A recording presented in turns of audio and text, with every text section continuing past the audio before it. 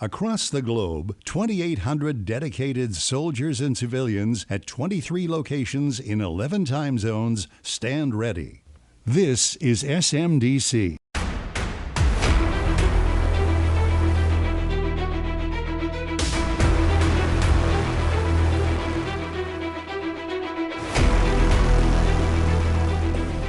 All right, everyone, welcome to a special edition of the High Ground Podcast, the official podcast of U.S. Army Space and Missile Defense Command. I'm Ronald Bailey. Today, we're bringing to you a piece developed by Sergeant First Class Aaron Rognstad, a U.S. Army Reserve Public Affairs soldier currently assigned to SMDC. In his piece, Sergeant First Class Rognstad will go behind the scenes to talk with soldiers from SMDC's 1st Space Brigade, who were at al-Asad airbase in western Iraq a year ago this week during the January 8, 2020 Iranian missile strike. At times tense, you'll hear how these SMDC soldiers prepared for the worst, took care of each other, and ultimately continued their mission, delivering vital space-based capabilities to the warfighter. Let's take a listen.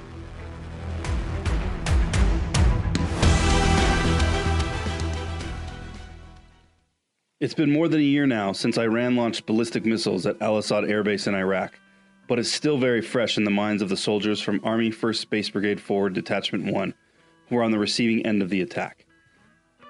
The strike, in retaliation for the death of Iranian General Qasem Soleimani from a U.S. drone attack, occurred during the early morning hours of January 8, 2020.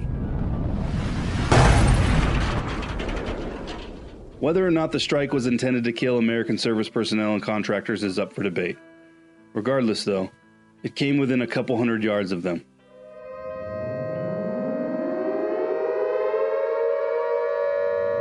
They've received prior notice missiles were coming their way, which gave them time to run for cover in a nearby bunker.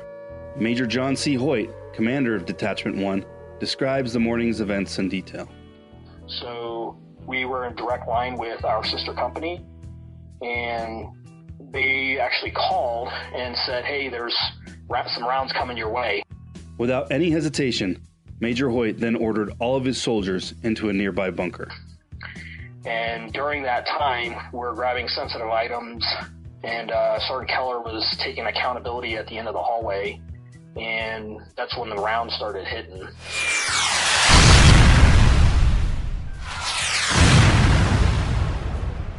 And from there, you could feel the shock wave. I saw Sergeant Keller's hair go completely vertical. Sergeant First Class Keller, the non-commissioned officer in charge of Detachment 1, describes that harrowing moment. It was a huge impact. It felt like I'd been punched in the chest. I don't really remember if I threw myself over, if I was knocked over by the blast wave, but my detachment commander was on the other end of the hallway from me, and he saw my hair fly up to my face because I was in the doorway counting everybody off on the way out, keeping accountability on the way out the door. The doors ended up blowing in, and I think half the debt made it into the bunker, and the other half was remaining in the building during the first volley of fire. And then when there was some kind of appeared to be a tactical pause, that's when we took off and ran into the bunker. And as soon as we got in the bunker, we had 100% accountability.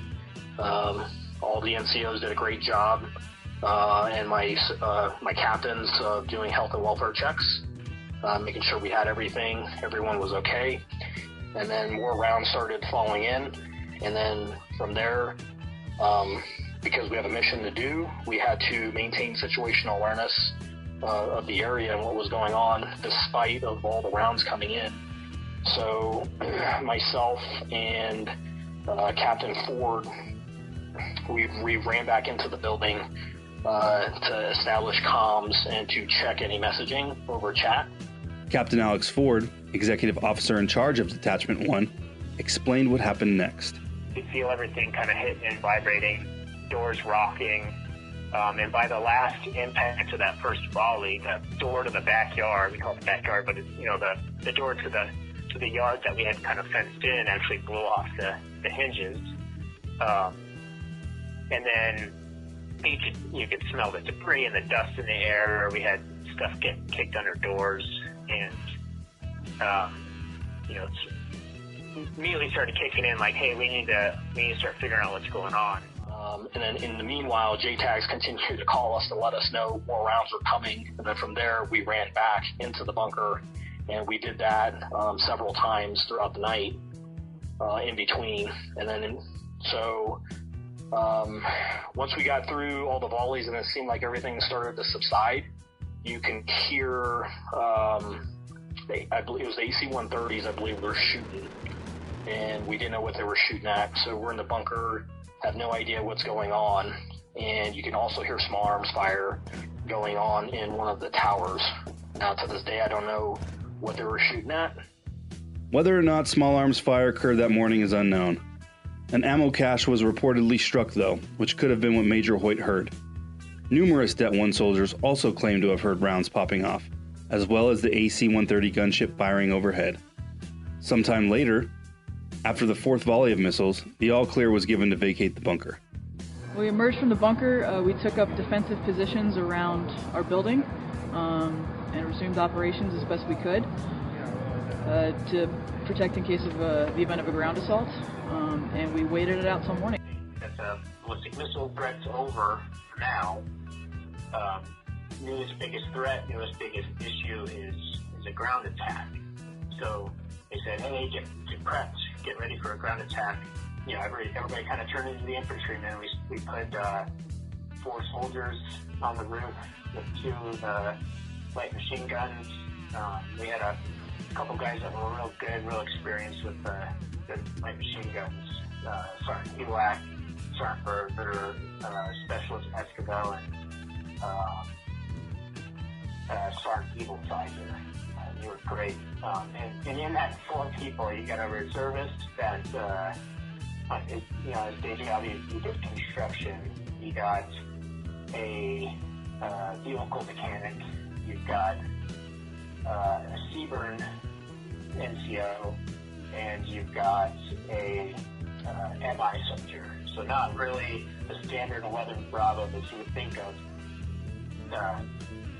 running around with light machine guns, but they were good with those things, and they were great. So they went up on the roof, and the commander got some roving patrols out, and that's basically how the next couple hours went until sunlight, and we started to get a better feeling that the threat was kind of subsided.